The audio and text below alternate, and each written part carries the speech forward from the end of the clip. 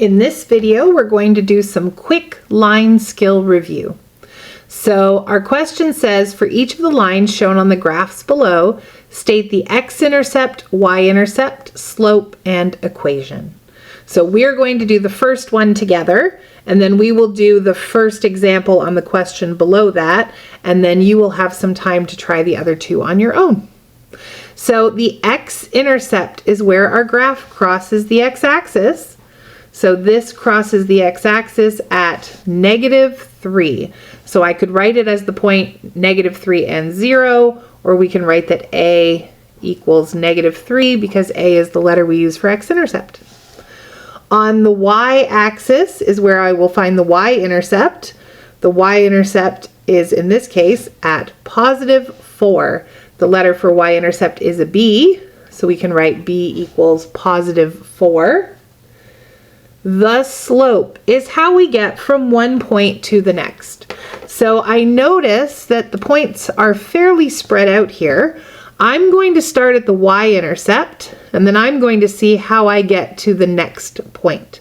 So I notice we had to go up and over. We ended up going up 1, 2, 3, 4. So since we're going up, that means I added 4. And then I moved over 1, 2, 3 to the right. So I added 3. If I had been going down and over, I would have done -4, but we are definitely going up and then over to the right. So slope is the letter M. It is delta y over delta x. Delta y is the up and down, so that's our +4. Delta x is our side to side, so that is +3. Now, I'm just going to check, does 4 divide nicely by 3? The answer to that is no. I also don't think that 4 and 3 divide by anything other than a 1, so I think that I'm going to leave it as 4 over 3. So for our equation, we do the format y equals mx plus b. You always want to have a number for m and for b. You do not want to put numbers for x and y. We want those to be letters. So this is going to be y equals m, so 4/3, x, we're going to leave as an x, and then plus b, which is 4. So in a moment, I will give you some time to try the question next to it. But we are going to take a look at question number 2. We're going to do the example together. So it says, graph the following lines using the slope and y-intercept. So we are doing y equals -1/4x plus 5. So when I'm graphing a line, I like to start with the y-intercept. That in this case is the 5.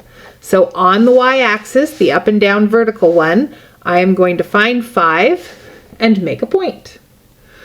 The slope is -1/4. So that negative either needs to go with the numerator or the denominator. You get to choose, but it does not go with both. I like to put it with the numerator, so I'm going to do -1 and then over 4. So the up and down, delta y, is the top, and our side to side, delta x, is the number on the bottom. So since this is a negative, it actually means we're going down 1, and then the 4 is a positive, so we are going to the right 4. So from that starting point at at 5, we're going to go 1 square down, and then 4 squares over. So I counted 1 square down and 4 squares over. And then I'm going to do it again. I'm going to go 1 square down, and then 1, 2, 3, 4 squares over. And I keep doing that until I run out of space. And then what we're going to do is reverse the pattern to go the other way, or what I prefer, turn your page upside down. And then we're going to keep going 1 square down, 1, 2, 3, 4 squares over. 1 square down, 1, 2, 3, 4 squares over. And there is our line. Now we're going to finish it off by drawing the line that connects those points. Any straight edge will work. It should go from one side of the grid to the other, and it should have arrows on the ends. Okay, so you are going to try practice questions, the 2 you try questions, and then we'll check in with the correct answers. All right, good luck.